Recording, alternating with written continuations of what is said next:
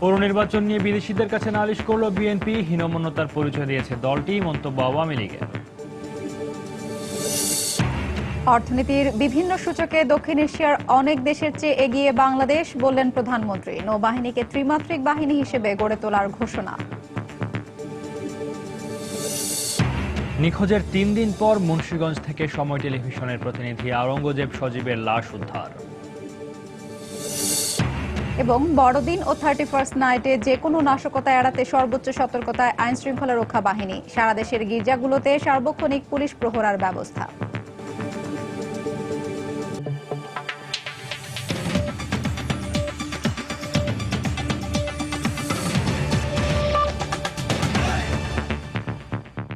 বাংলা সময় সঙ্গে আছি আমি সৌমিত্র শুভ্র এবং আমি হাফসাতুন্নেসা। আসন্ন পৌর নির্বাচন নিয়ে বিদেশিদের কাছে নালিশ করেছেন বিএনপির শীর্ষ নেতারা। পৌর নির্বাচনে প্রচারণায় বাধা, প্রার্থীদের হয়রানি সহ বিভিন্ন বিষয়ে তারা কূটনীতিকদের কাছে অভিযোগ করেন। রাজধানীর গুলশানে বিএনপি চেয়ারপারসনের রাজনৈতিক কার্যালয়ে বিভিন্ন দেশের কূটনীতিকদের সাথে বৈঠক করেন বিএনপি নেতারা। সকালে জাতিসংঘ প্রতিনিধি, ভারত, কানাডা, জার্মানি, যুক্তরাষ্ট্র, অস্ট্রেলিয়া সহ বিভিন্ন দেশের কর্মকর্তারা একে একে গুলশান কার্যালয়ে আসেন এবং বৈঠকে যোগ দেন। বৈঠকে বিএনপির স্থায়ী কমিটির সদস্য মঈন খান, আন্তর্জাতিক বিষয়ক সম্পাদক আসাদুজ্জামান রিপন ছাড়াও অন্যান্যরা উপস্থিত ছিলেন। বৈঠক শেষে বিএনপির স্থায়ী কমিটির সদস্য মঈন খান সাংবাদিকদের জানান, সুষ্ঠু পরিবেশে নির্বাচন অনুষ্ঠানে কূটনীতিকদের সহযোগিতা চেয়েছেন তারা। পৌর নির্বাচন নিরপেক্ষ না হলে বহির্বিশ্বের কাছে বাংলাদেশের ভাবমূর্তি নষ্ট হবে।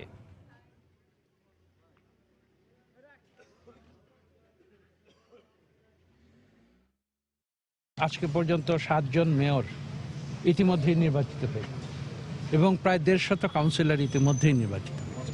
এটা কিভাবে সম্ভব? এটা সম্ভব হয়েছে এই কারণে যে পৌরসভায় এই একতরফা নির্বাচনগুলো ইতিমধ্যেই হয়ে গেছে নির্বাচনের আগেই, সেখানে কোনো বিরোধী দলকে নমিনেশন ফাইল পর্যন্ত করতে দেওয়া হয়নি। আপনি দেখেছেন যে নির্বাচন কমিশন পর্যন্ত কতদূর অসহায়।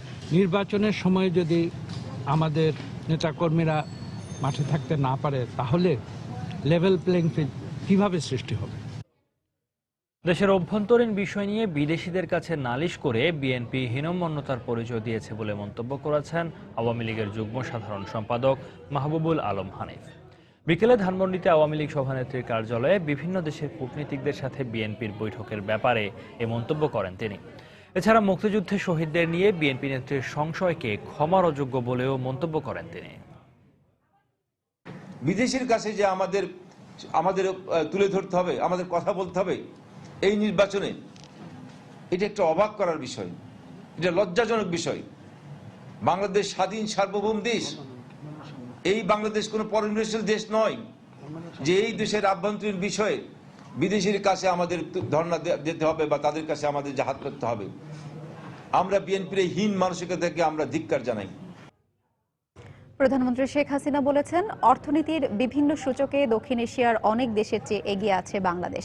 চট্টগ্রামের বাংলাদেশ নেভাল একাডেমিতে নৌবাহিনীর শীতকালীন রাষ্ট্রপতি কুচকাওয়াজ অনুষ্ঠান শেষে প্রধানমন্ত্রী একথা বলেন। বাংলাদেশের অর্জিত বিশাল সমুদ্র এলাকায় বাণিজ্যের পাশাপাশি মৎস্য, তেল এবং প্রাকৃতিক গ্যাস রক্ষার আহ্বান জানিয়েছেন প্রধানমন্ত্রী। বুধবার সকাল 11টার দিকে প্রধানমন্ত্রী চট্টগ্রামের নেভাল একাডেমির কুচকাওয়াজে প্রধান অতিথি হিসেবে যোগ দেন। এ সময় প্রধানমন্ত্রীকে স্বাগত জানান নৌবাহিনী প্রধান vice admiral M Farid Habib. Direct entry officer 2015B এবং মিডশিপম্যান 2014 ব্যাচের শীতকালীন রাষ্ট্রপতি কুচকাওয়াজের সালাম নেন প্রধানমন্ত্রী। পরে বক্তব্যে প্রধানমন্ত্রী বলেন, নৌবাহিনীকে একটি ত্রিমাত্রিক বাহিনী হিসেবে গড়ে তুলতে কাজ করছে সরকার। গত 4 দশকে বিভিন্ন সূচকে আমরা প্রতিবেশী অনেক দেশ, এমনকি ভারতকে কোনো কোনো ক্ষেত্রে ছাড়িয়ে গেছি। পাকিস্তান সকল সূচকে আমাদের থেকে অনেক পিছনে। আজ আমাদের মাথাপিছু আয় 1314 মার্কিন ডলারে উন্নীত হয়েছে। 5 কোটি মানুষ নিম্নবিত্ত থেকে মধ্যবিত্তে উঠে এসেছে। দারিদ্র্যের হার আমরা হ্রাস করে 22.4 ভাগে নামিয়ে এনেছি।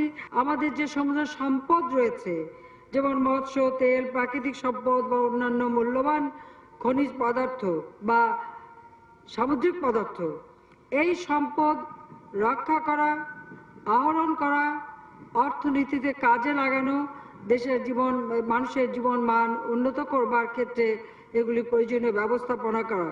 এটা একটা বিরাট দায়িত্ব, যে দায়িত্ব নৌবাহিনীর উপরই বর্তায়, আপনাদের উপরই বর্তায়। পরে বিকেল 3টার দিকে চট্টগ্রাম ড্রাই ডক ইয়ার্ডটি নৌবাহিনীকে হস্তান্তরের অনুষ্ঠানে যোগ দেন প্রধানমন্ত্রী। একটা প্রতিষ্ঠান যেটা কখনো রুগ্ন কখনো সুস্থ এই অবস্থায় চলছিল, ভবিষ্যতে আর কোনোদিনই রুগ্ন হবে না। এখন থেকে তার উন্নত হবে এবং আরো সুস্থ সাবলীল ভাবে চলবে। অবকাঠামোগত উন্নয়ন বা শিল্পোন্নয়ন, রাস্তাঘাট উন্নয়ন, বিভিন্ন উন্নয়নের ক্ষেত্রে অনেক জিনিস আমাদের বাইরে থেকে আনতে হয়, সেটা বাইরে থেকে আনতে হবে না, আমরা নিজের দেশেই তা উৎপাদন করতে পারবো, কাজে লাগাতে পারবো। প্রায় 5 ঘন্টার এই সফর শেষে হেলিকপ্টারে ঢাকার উদ্দেশ্যে রওনা হন প্রধানমন্ত্রী শেখ হাসিনা। সময় সংবাদ, চট্টগ্রাম। দেখছেন বাংলার সময়। এই বছরের মতো এবারও 1 জানুয়ারি সারা দেশে পাঠ্যপুস্তক উৎসব অনুষ্ঠিত হবে বলে জানিয়েছেন শিক্ষামন্ত্রী নুরুল ইসলাম নাহিদ। এর আগে শিক্ষামন্ত্রী জানিয়েছিলেন 2016-এর 1 জানুয়ারি শুক্রবার হওয়ায় 2রা জানুয়ারি সারা দেশে শিক্ষার্থীদের হাতে নতুন বই তুলে দেয়া হবে।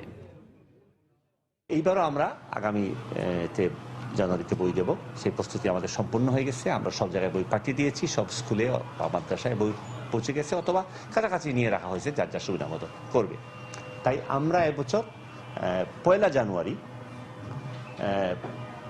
প্রতিবারের মতো পাঠ্যপুস্তক উৎসব দিবস পালন করব এবং করে সেই দিন সকল শিশুদের হাতে আমরা বই তুলে দিব।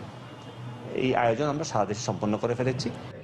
সরকার ঘোষিত নতুন পে স্কেলে আর কোনো সংশোধনী আনা হবে না বলে জানিয়েছেন অর্থমন্ত্রী আবুল মাল আব্দুল মুহিত। সকালে সচিবালয়ে তিনি সাংবাদিকদের এই কথাও জানান। এ সময় তিনি আরও বলেন, পে স্কেল নিয়ে বিভিন্ন মহলের দাবি অযৌক্তিক। জানুয়ারি মাসের বেতন ভাতা হাতে পেলেই সব ভ্রান্তি দূর হয়ে যাবে বলেও মন্তব্য করেন তিনি।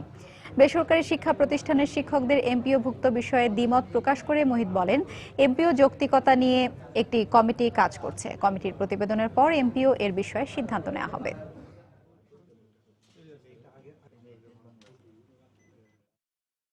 এমপিও অনলি শিক্ষকদের স্বার্থ দেখে, এমপিও স্কুলের স্বার্থ দেখে না, ছাত্রদের স্বার্থ দেখে না। কমিটি করেছি।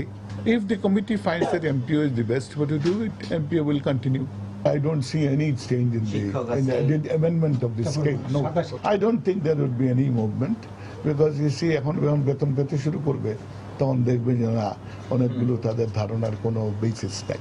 আপাতত আমি কোনো চিন্তা ভাবনা করছি না, because I don't think it will have any speed.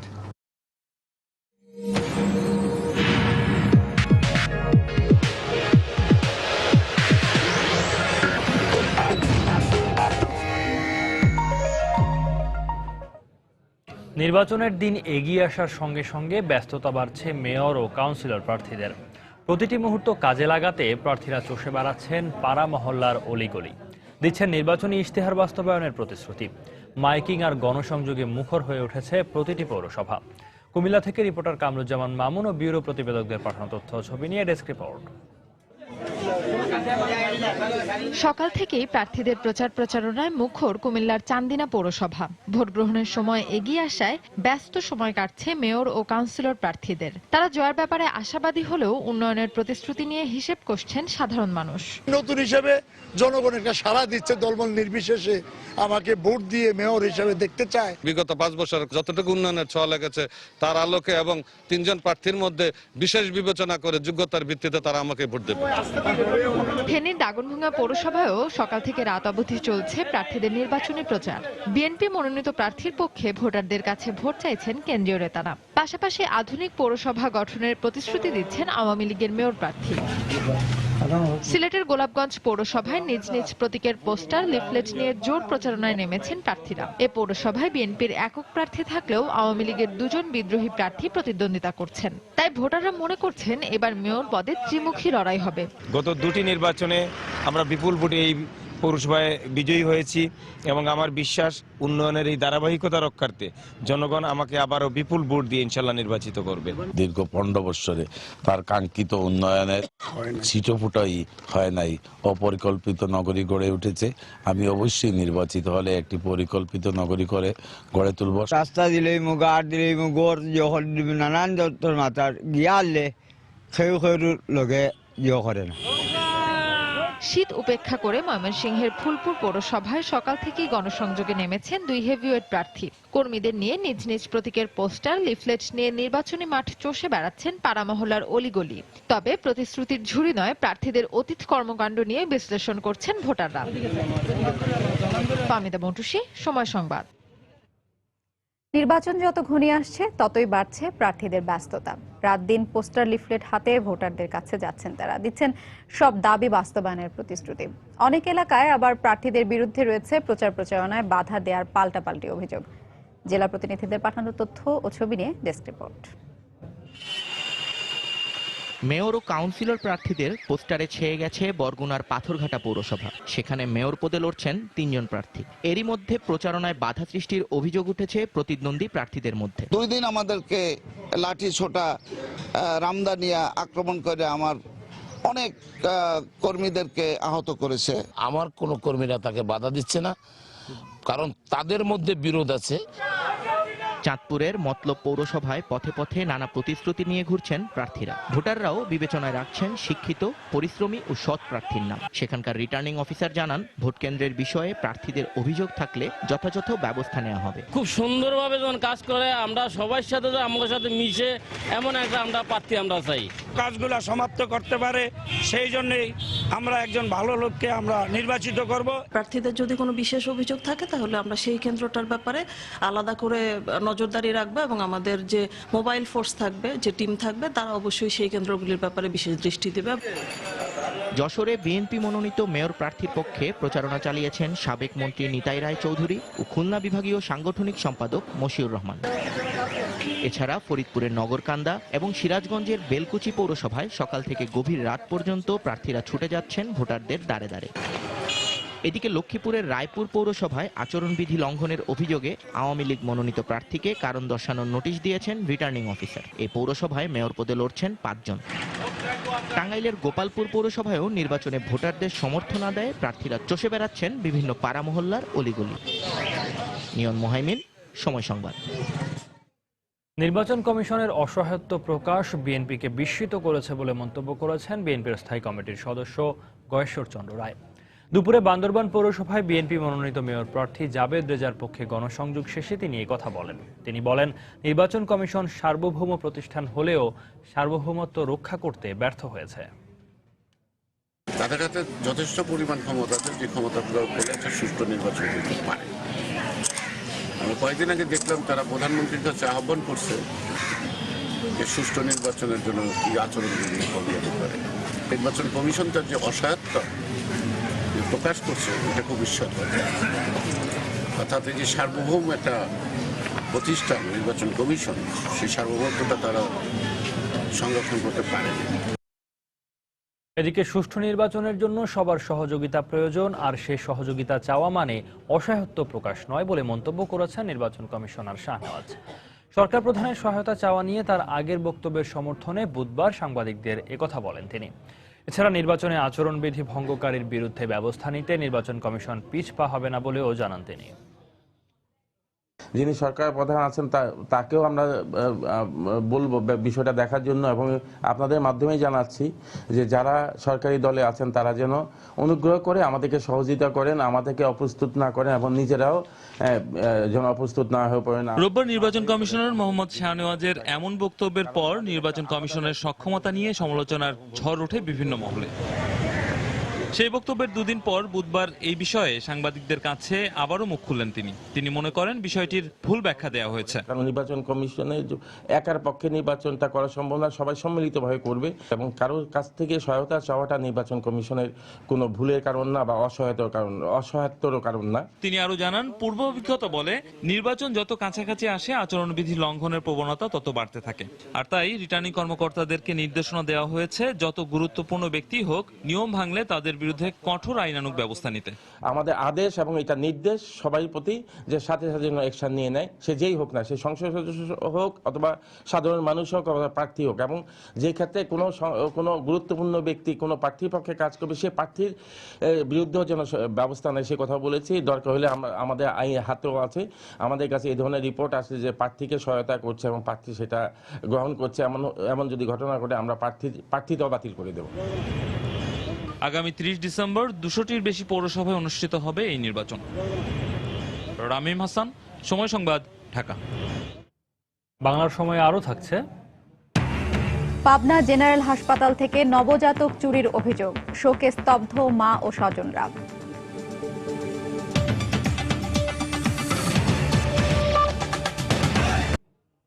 নিখোঁজের 3 দিন পর সময় টেলিভিশন সহ বেশ কয়েকটি গণমাধ্যমের ঢাকা মেডিকেল প্রতিনিধি আওরঙ্গজেব সজীবের মরদেহ উদ্ধার করা হয়েছে। বিকেলে মুন্সিগঞ্জের মুক্তাপুরে তার মৃতদেহ পাওয়া যায়। পরে সজীবের স্বজনরা তার মরদেহটি শনাক্ত করেন। এর আগে বেলা 2:30টার দিকে ধলেশ্বরী নদীতে একটি লাশ দেখতে পেয়ে স্থানীয়রা প্রশাসনকে জানায়। বিকেল 4টার দিকে ফায়ার সার্ভিসের কর্মীরা লাশটি উদ্ধার করে। পরে সজীবের খালাতো বোন লাশটি সজীবের বলে শনাক্ত করেন। এর আগে স্বজনরা জানান, রোববার ভোরে প্রতিদিনের মতো স্বাভাবিক অবস্থায় বাসা থেকে কর্মস্থল ঢাকা মেডিকেল কলেজ হাসপাতালে যান সজীব। তারপর 9:30 থেকে তার খোঁজ পাওয়া যাচ্ছিল না, এমনকি তার মোবাইল ফোনও বন্ধ পাওয়া যায়। এই ঘটনায় সোমবার তার স্ত্রী শাহবাগ থানায় একটি সাধারণ ডায়েরি করেন।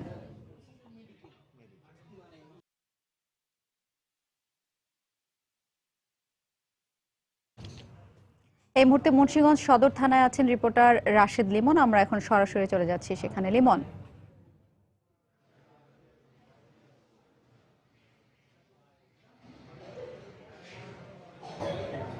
গত রোববার যখন সাংবাদিক আওরঙ্গজেব সজীব নিখোঁজ হয়, তখন থেকে কিন্তু আসলে বিভিন্ন মাধ্যম থেকে বিভিন্ন ধরনের কথা শোনা যাচ্ছিল, কিন্তু সবশেষ যে বিষয়টি জানা যাচ্ছিল যে লঞ্চ থেকে এবং মুন্সিগঞ্জগামী একটি মুন্সিগঞ্জ এলাকার এই মুক্তারপুর এলাকার থেকে একটি লঞ্চ থেকে তিনি পড়ে গিয়েছিলেন এবং আজ বেলা 2:30 থেকে 3টা নাগাদ এই মুক্তারপুর এলাকায় একটি লাশ ভেসে থাকতে গিয়ে পুলিশ যখন লাশটা উদ্ধার করে, তখনই তা এই প্রথম সন্দেহজনকভাবেই আসলে এই সাংবাদিক সজীবের পরিবারকে জানানো হয় এবং তারা যখন এখানে আসেন, এসে কিন্তু তারা আসলে লাশ দেখে তারা নিশ্চিত হয় যে এটা আওরঙ্গজেব সজীবেরই লাশ। তবে এখন যে জটিলতা তৈরি হয়েছে, আমরা দেখেছি, যেহেতু জানেন আপনি যে তিনি নিহত সজীব দীর্ঘদিন ধরেই আসলে এই ঢাকা মেডিকেল কলেজের সংবাদদাতা হিসেবে কাজ করছিলেন একাধিক গণমাধ্যমে। তো সেক্ষেত্রে তার পরিবারের পক্ষ থেকে একটি দাবি তোলা হয়েছিল যে তার ময়নাতদন্তের বিষয়টি যেন এই ঢাকা মেডিকেল কলেজে সম্পন্ন করা হয়। তবে আমি এখানের এই মুন্সিগঞ্জ থানার ওসি সাহেবের সঙ্গে কথা বললাম, তার সঙ্গে কথা বলে যেটা জানতে পারলাম যে আইন অনুসারে যেহেতু এই মুক্তারপুর এলাকায় এবং এখান থেকেই তার মৃতদেহ উদ্ধার করা হয়েছে এবং সেজন্য আইন অনুযায়ী কিন্তু তাকে আসলে ময়নাতদন্তের প্রক্রিয়াটা এখানেই শেষ করতে হবে। যদিও পরিবারের পক্ষ থেকে এখনো কিন্তু তারা চাচ্ছেন যাতে যেভাবেই হোক ঢাকা মেডিকেলে যেন তার লাশটা নিয়ে যাওয়া হয়। এছাড়া একটি ব্যাপার কিন্তু আসলে ঘোলাসায় রয়ে গেছে, যেমনটি তার মৃতের ব্যাপারটা আসলে প্রথমে তিনি যখন নিখোঁজ হন তারপর পরই কিন্তু আসলে তার মোবাইল ফোনটি যে রিসিভ করেন, সে কিন্তু বলেছিলেন যে তার মোবাইল ফোন এবং মানিব্যাগ রেখে দিয়ে তিনি লাভ দিয়েছেন। কিন্তু পরিবারের পক্ষ থেকে কথা বলে বা আমরা বিভিন্নভাবে যেটা জানাতে, তার পরিবারের পক্ষ থেকে বারবারই বলা হয়েছে লাভ দেয়া বা আত্মহত্যা করার মতো কোনো কারণ বা কোনো এর ধরনের সাথে কোনো সম্পৃক্ত কোনো বিষয় কিন্তু আসলে এখনো খুঁজে পাওয়া যায়নি। তাই সেক্ষেত্রে কিন্তু তার মৃতের রহস্য কিন্তু এখনো উদ্ঘাটন হয়নি। তবে এখন এখানে যে প্রক্রিয়াটি চলছে, সে প্রক্রিয়া আমরা দেখতেই পাচ্ছেন যে পরিবারের সদস্যরা আছেন, তার স্ত্রীকে দেখতে পাচ্ছি যে তিনি বারবারই অচেতন হয়ে পড়ছেন। তার বড় ছেলে এখানে আছেন তার সাথে এবং তার পরিবারের অন্য আত্মীয় স্বজন, তার ভাই বোনেরাও রয়েছেন এবং তার ভাই বোধহয় প্রথম এখানে এসে আসলে লাশ এমন বিকৃত হয়ে গিয়েছিল, আমরা দেখেছি উনি আসলে প্রথম অবস্থায় স্বাভাবিকভাবেই 3 দিন পরে প্রথম অবস্থায় কিন্তু দেখে শনাক্তই করতে পারেনি। পরে তার পরিবারের অন্য সদস্যদের সহায়তায় তারা সবাই মিলে আসলে নিশ্চিত করেন যে এটি মূলত তার পোশাক দেখে আসলে পোশাকের বর্ণনা করে কিন্তু পরে আসলে তারা নিশ্চিত হতে পেরেছিলেন যে এটি আওরঙ্গজেব সজীবের লাশ। তো একদিকে এই লাশ নেওয়ার প্রক্রিয়াটি এখন যেমন চলছে, অন্যদিকে আসলে পরিবারেরও দাবি যে রহস্যজনকভাবে তার আসলে মৃত্যুটি হয়েছে, তারা কিন্তু আসলে এই রহস্যের কিনারা চাচ্ছেন এবং এই রহস্যের একটি তারা বলছেন যে কি কারণে এবং কিভাবে যে তার এই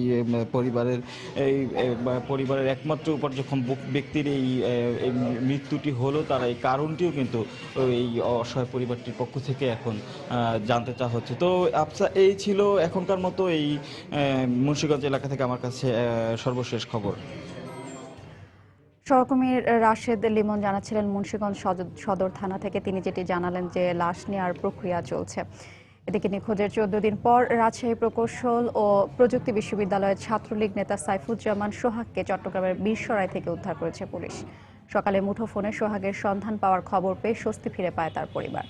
গত 9 ডিসেম্বর মধ্যরাতে র্যাব ও ডিবির পোশাকে কয়েকজন লোক নগরীর তেরোখাদিয়ার নিজ বাড়ি থেকে সোহাগকে তুলে নিয়ে যায়। পরে 13 ডিসেম্বর রাজশাহীর রাজপাড়া থানায় একটি মামলা দায়ের করে তার পরিবার।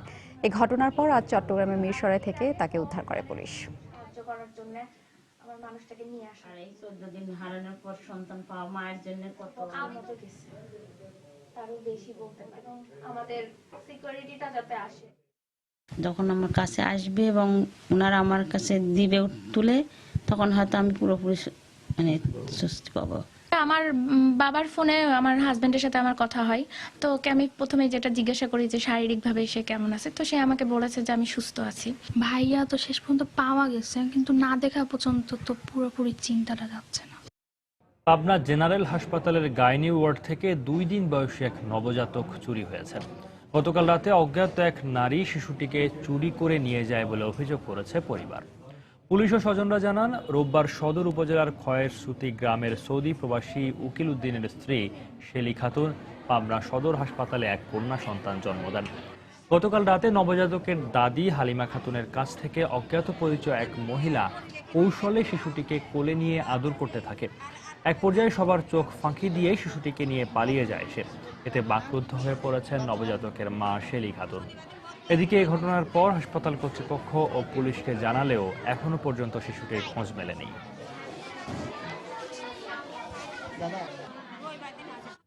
বাংলার সময় আরও থাকছে। সেন্ট মার্টিনে পর্যটকদের নিরাপত্তায় নেই লাইফগার্ড কর্মী ও ট্যুরিস্ট পুলিশ। নিরাপত্তা ঝুঁকিতে পর্যটকরা। শিগগিরই কাজ শুরুর আশ্বাস ট্যুরিস্ট পুলিশের।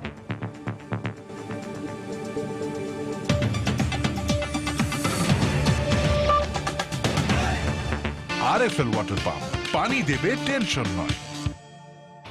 ফেনীর দাগনভূঞায় 2 কাউন্সিলর প্রার্থীর সমর্থকদের মধ্যে সংঘর্ষের ঘটনায় বেতুয়া এলাকায় বিরাজ করছে থমথমে পরিস্থিতি। তবে অপ্রীতিকর ঘটনা এড়াতে তৎপর রয়েছে পুলিশ প্রশাসন। পুলিশ জানায়, গতকাল রাত 11:30টার দিকে পৌরসভা নির্বাচনের গণসংযোগের সময় 3 নম্বর ওয়ার্ডের 2 কাউন্সিলর প্রার্থী জিয়াউদ্দিন মাসুদ ও নুরুল হুদা সেলিমের সমর্থকরা মুখোমুখি হয়ে যায়। এ সময় উভয় পক্ষের সমর্থকদের মধ্যে কথা কাটাকাটি শুরু হয়। ঘটনার এক পর্যায়ে উভয় পক্ষের মধ্যে সংঘর্ষ বাধে। এতে 10 জন আহত হয়। আহতদের মধ্যে 2 জনকে দাগনভূঞা উপজেলা স্বাস্থ্য কমপ্লেক্সে ভর্তি করা হয়েছে। এদিকে দিনাজপুরের বিরামপুর পৌরসভার বিএনপি মনোনীত মেয়র প্রার্থী আজাদুল ইসলাম আজাদকে ধারালো অস্ত্র দিয়ে কুপিয়ে গুরুতর আহত করার ঘটনায় এলাকায় থমথমে পরিস্থিতি বিরাজ করছে। তবে আইনশৃঙ্খলা পরিস্থিতি স্বাভাবিক রাখতে নিরাপত্তা ব্যবস্থা জোরদার করা হয়েছে। পুলিশ ও দলের কর্মীরা জানায়, গতকাল রাত 11:30টার দিকে প্রচারণা শেষে রিকশায় করে দলীয় কার্যালয়ে ফিরছিলেন আজাদ। এ সময় বিরামপুর শহরের আনসার মাঠের সামনে দুর্বৃত্তরা তার পথ রোধ করে ধারালো অস্ত্র দিয়ে কুপিয়ে পালিয়ে যায়। এতে আজাদের বাম হাত ও মাথায় গুরুতর জখম হয়। পরে রাত 12:30টার দিকে তাকে উদ্ধার করে রংপুর মেডিকেল কলেজ হাসপাতালে ভর্তি করা হয়। তবে সে শঙ্কামুক্ত বলে জানিয়েছেন কর্তব্যরত চিকিৎসক। খ্রিস্ট ধর্মাবলম্বীদের প্রধান ধর্মীয় উৎসব বড়দিন এবং তার মাত্র 6 দিন পর 31st নাইটে সম্ভাব্য নাশকতা প্রতিরোধে ব্যাপক প্রস্তুতি নিয়ে মাঠে নামছে আইনশৃঙ্খলা রক্ষা বাহিনী। সম্প্রতি বিভিন্ন ধর্মীয় প্রতিষ্ঠান ও অনুষ্ঠানে জঙ্গি হামলার পরিপ্রেক্ষিতে কঠোর অবস্থানে পুলিশ। কর্মকর্তারা জানিয়েছেন, গির্জা ও খ্রিস্টান অধ্যুষিত এলাকাগুলোতে সার্বক্ষণিক পুলিশ পাহারা দেওয়ার সিদ্ধান্ত নেওয়া হয়েছে। বিস্তারিত জানাচ্ছেন ফেরদৌস লিপি। যীশু খ্রিস্টের জন্মক্ষণটি সবচেয়ে পবিত্র হিসেবে গণ্য করে এই দিনটি বড়দিন হিসেবে পালন করে সারা বিশ্বের খ্রিস্টানরা।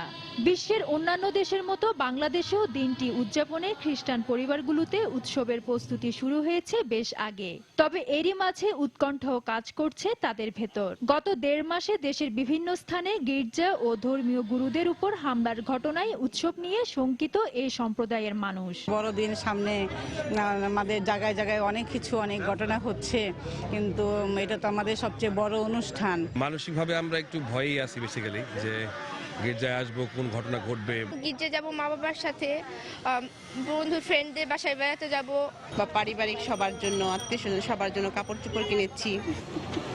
তবে বড়দিন উপলক্ষে রাজধানীর গির্জাগুলোতে পুলিশি ব্যবস্থা বাড়ানোর সাথে সাথে খ্রিস্টান পল্লীগুলোতে নিরাপত্তা বাড়ানো হয়েছে বলে জানান পুলিশ কর্মকর্তা। 31st নাইট উপলক্ষেও থাকছে নানা ধরনের বিধিনিষেধ। গির্জাগুলোতে পুলিশ মোতায়েন করা হবে, খ্রিস্টান অধ্যুষিত এলাকায় নিরাপত্তা ব্যবস্থা জোরদার করা হবে। 31st উপলক্ষে ঢাকা বিশ্ববিদ্যালয় এলাকায় সন্ধ্যা 6টা থেকে যানবাহন বন্ধ থাকবে।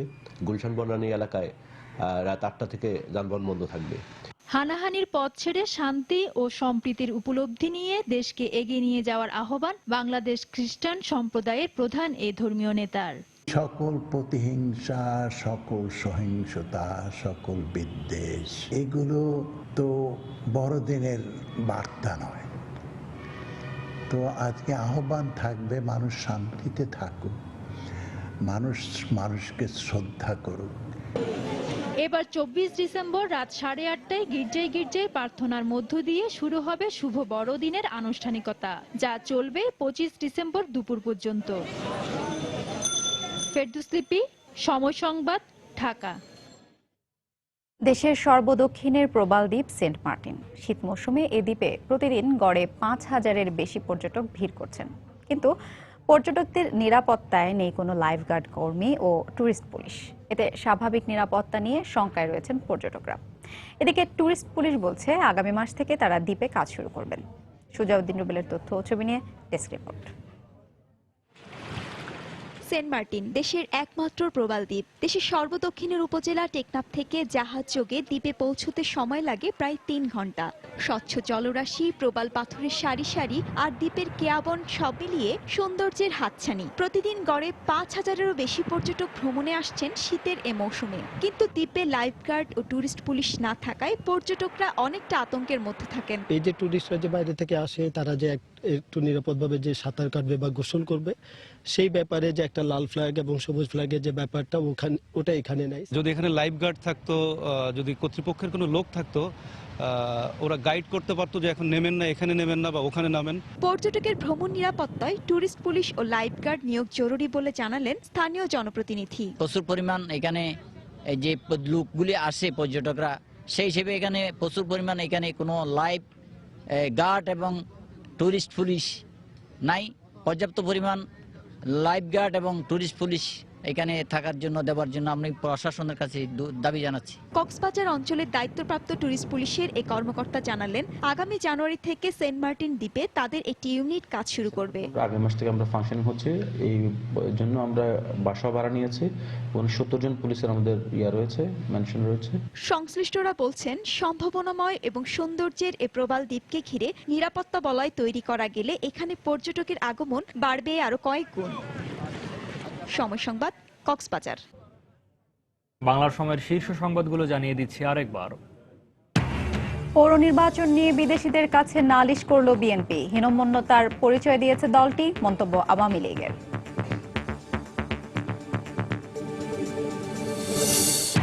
অর্থনীতির বিভিন্ন সূচকে দক্ষিণ এশিয়ার অনেক দেশের চেয়ে এগিয়ে বাংলাদেশ, বললেন প্রধানমন্ত্রী। নৌবাহিনীকে ত্রিমাত্রিক বাহিনী হিসেবে গড়ে তোলার ঘোষণা। আবারও পরিবর্তন হলো পাঠ্যপুস্তক উৎসবের সময়। দোসরা নয়, শুক্রবার হলেও এবছরও 1 জানুয়ারি উৎসব, জানালেন শিক্ষামন্ত্রী। নিখোঁজের 3 দিন পর মুন্সিগঞ্জ থেকে সময় টেলিভিশনের প্রতিনিধি আওরঙ্গজেব সজীবের লাশ উদ্ধার। এবং বড়দিন ও 31st নাইটে যে কোনো নাশকতা এড়াতে সর্বোচ্চ সতর্কতায় আইন শৃঙ্খলা রক্ষা বাহিনী। সারা দেশের গির্জাগুলোতে সার্বক্ষণিক পুলিশ প্রহরার ব্যবস্থা। এই ছিল বাংলার সময়। যে কোনো খবর পেতে ভিজিট করুন সময়নিউজ.tv। এছাড়া এইমাত্র পাওয়া খবর আপনার মোবাইলে পেতে SMS করুন *SN লিখে পাঠিয়ে দিন 16242 নম্বরে। সঙ্গে থাকুন সময়।